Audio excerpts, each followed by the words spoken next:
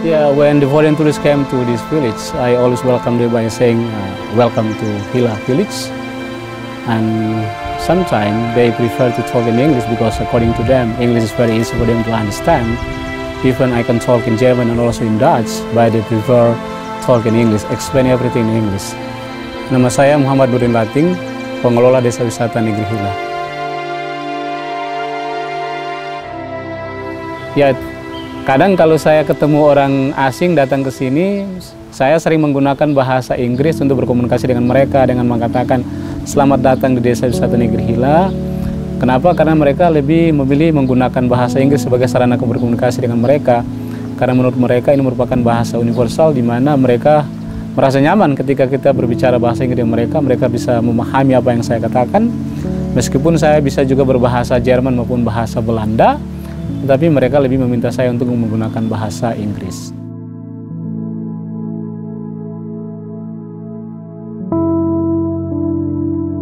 Saya Stefanus Tiweri, sehari-hari sebagai pemerhati hal-hal terkait dengan sejarah dan budaya di Maluku.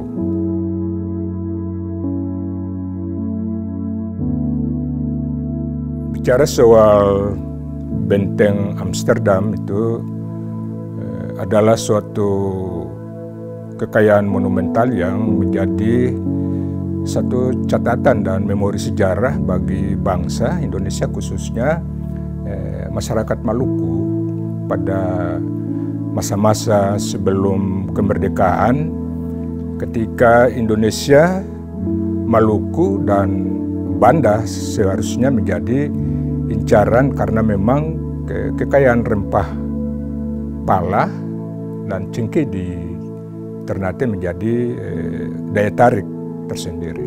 Begitu banyak bangsa-bangsa Eropa yang boleh melakukan ekspedisi untuk menemukan, dan ternyata Portugis di sekitaran 15 itu bisa menemukan, dan keberadaan Benteng Amsterdam itu justru dalam awalnya itu 1512 Portugis mulai membangun itu benteng sebagai salah satu sumber untuk memperkuat hegemoninya dalam hal soal menampung sumber-sumber penghasilan teristimewa cengkeh dan pala untuk kepentingan mereka. Dia menjadikan Benteng Amsterdam sebagai kubu pertahanan. Jadi bertahan untuk menangkis serangan-serangan dari kerajaan itu dengan tentaranya yang luar biasa. Perangnya bukan sedikit, korbannya bukan sedikit. Nah, jadi yang namanya benteng itu di setiap wilayah itu pasti ada, dan dia dijadikan sebagai benteng pertahanan. Nah, Amsterdam itu dijadikan sebagai benteng pertahanan untuk merebut wilayah kekuasaan kerajaan itu di bagian Jazirah barat dari Pulau Ambon. Jadi di bawah pimpinan Raja Kakiali menentang Belanda waktu itu, ya perangnya luar biasa. Tetapi akhirnya bagaimana yang namanya penjajah dengan dukungan support kekuatan peralatan persenjataan yang kuat, dan itu ya dengan berbagai tipu daya, ya kita tahu kalau penjajah itu dia pasti membujuk pribumi, dan itu pasti ada yang berkhianat, dan justru dengan cara itu lalu bisa memenangkan itu. Justru basis kekuatannya itu di benteng itu. Kalau kita bicara tentang desa wisata untuk ADWI ya Bu, ada Anugerah Desa Wisata Indonesia memiliki 7 kategori. Nah, salah satu 7 kategori itu adalah wisata sejarah budaya. Nah, kita muncul dengan wisata sejarah budaya, itu merupakan kekuatan kita. Karena di sini kita bisa melihat betapa kentalnya sejarah budaya yang kita miliki. Yang pertama tentu kita punya cagar budaya yang saat ini kita berdiri di sini, yaitu Benteng Amsterdam, yang dulunya merupakan gudang rempah pertama yang dibangun oleh bangsa Portugis tahun 1512. Di sinilah titik nol jalur rempah dimulai, dari sini di mana rempah itu dibawa ke Eropa. Sehingga kita punya keunikan dan keunikan tersendiri, yakni sejarah dan budaya, yakni gudang rempah di sini, dan satu lagi yaitu toleransi antar umat beragama, yaitu Muslim dan Kristen di Maluku, di mana sampai dengan hari ini masih berdiri tegak. gereja tertua di Indonesia, yakni Gereja Immanuel, yang hingga saat ini masih dirawat dan dipelihara dengan baik oleh masyarakat Muslim di negeri Hilla.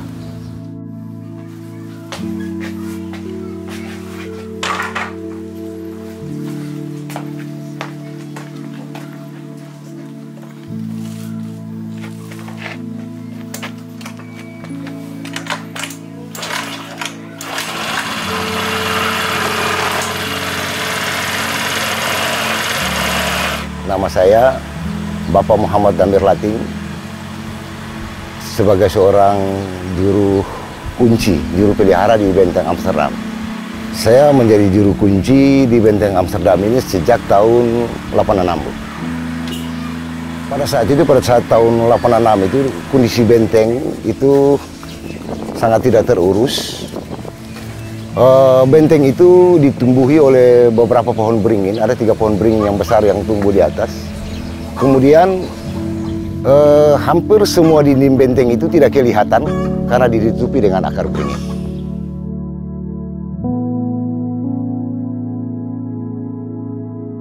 Jadi bangunan Benteng Amsterdam ini dia beda dengan benteng-benteng yang lain yang dibangun oleh bangsa Belanda, karena semua benteng yang dibangun oleh bangsa Belanda itu dia mempunyai 4 sisi yang namanya bastion.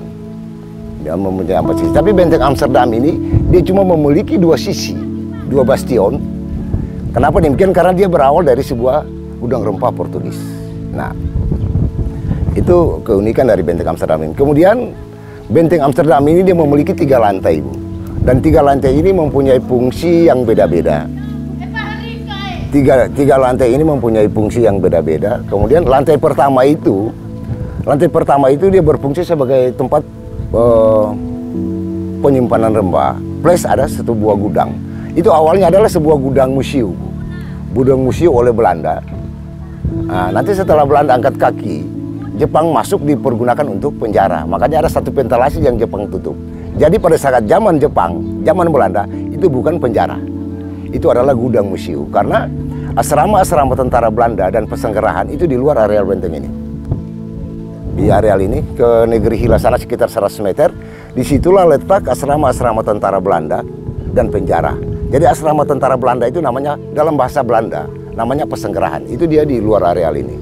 Nah, itu lantai pertama. Lantai kedua itu dia berfungsi sebagai tempat tidur para perwiranya. Dan lantai 3 itu dia berfungsi sebagai tempat istirahat dan ruang pengintai. Kenapa demikian? Kalau dia sudah di lantai 3, itu kapal mulai masuk dari ujung Tanjung Sial sana, karena itu jauh lepas, itu kapalnya sudah kelihatan. Plus ada satu pengarap pengintai yang 2 kali 2 meter di puncak Benteng Amsterdam. Nah, ketebalan tembok Benteng Amsterdam, tebal temboknya itu dari bawah itu tebalnya 2,20 meter, nanti sampai mati atasnya itu 3 meter. Bahan yang dilakukan, materialnya itu susunan batu karang. Kemudian sebagai alat perekatnya itu kapur sama pasir. Ya. Tinggi, khusus bangunan bentengnya, tinggi bentengnya itu 13 meter bangunannya. Belum ada menaranya.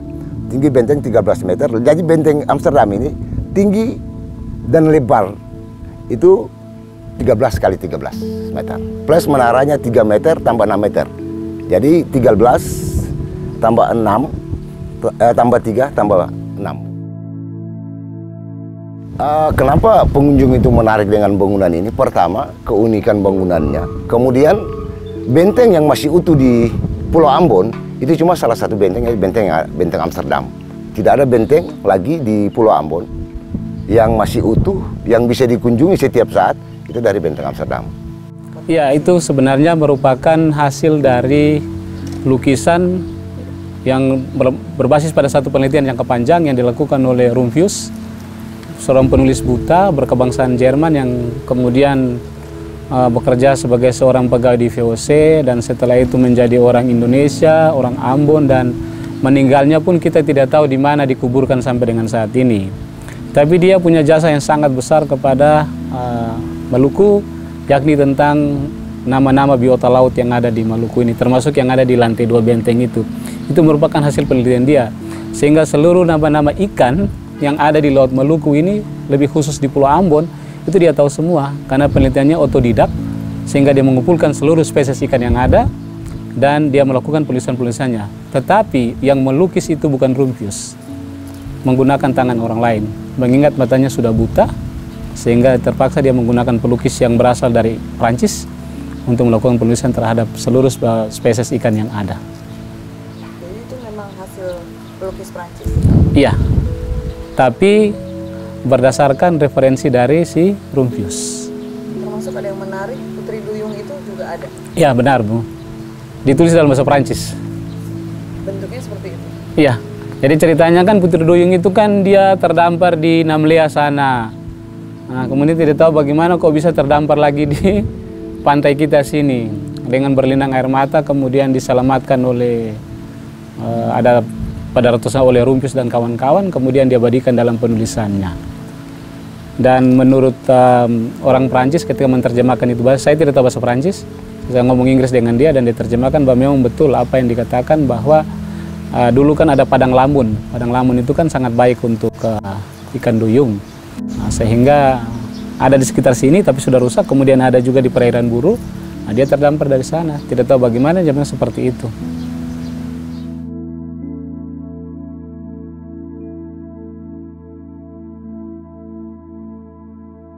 Kalau di ruang informasi itu adalah patung-patung peninggalan bangsa Portugis.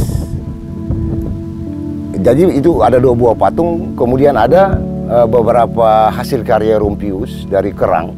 Nah, patung-patung ini sebenarnya saya juga sendiri tidak tahu bahwa patung ini ada. Tapi pada saat hari pers tahun 2017 itu di Maluku, hari pers dirayakan di Maluku. Itu ada salah satu budayawan yang bernama dia dulu staf ahli Kementerian Pendidikan, Pak Taufik Rajen. Itu semua dia ambil dari Museum Nasional dan dia kembalikan ke sini. Karena dia bilang ini adalah peninggalan benteng Amsterdam yang pada saat itu dibawa ke Museum Amsterdam. Masih banyak, menurut beliau, masih banyak lagi benda-benda peninggalan benteng Amsterdam ini di Museum Nasional di Jakarta. Kita nggak bisa lihat secara parsial. Kalau kita hanya ngomong benteng, gimana dengan gereja, gimana lagi dengan wisata sejarah budaya dan wisata alam lainnya. Jadi saat ini kami sedang bekerja sama dengan Kementerian Pariwisata dan Ekonomi Kreatif tentang pengembangan ke depan. Proposalnya sudah kami kirimkan untuk rencana jangka panjangnya. Nah, tinggal kami tunggu. Kalau memang proposal kami itu disetujui, maka tentu akan ada pengembangan yang sangat besar yang kita lakukan di sini. Yang tujuannya dia akan bermuara kepada pengembangan ekonomi rakyat. Jadi ada 2 poin yang kami minta dari pemerintah. Yang pertama adalah 3 poin. Yang pertama adalah titik nol jalur rempah.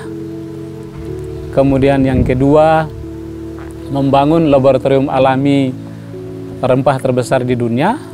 Dan yang ketiga adalah pembangunan pelabuhan marina. Kenapa kami minta itu?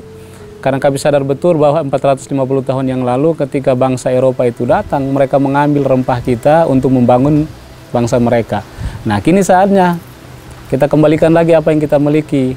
Bagaimana pelabuhan marina kita bangun sehingga mereka punya yacht yang kecil, bisa berlabuh di sini. Kita kembangkan lagi ekonomi rakyat kita dengan melalui sektor wisata. Jadi itu harapan kami. Jadi ke depan nanti kami akan melakukan revitalisasi seluruh aset wisata yang kami miliki, kemudian akan kami tuangkan dalam satu action plan yang merupakan roadmap pengembangan desa wisata kita ke depan nanti. Tapi tentu saja tanpa dukungan pemerintah kami tidak bisa melakukan apa-apa, sama sekali tidak bisa.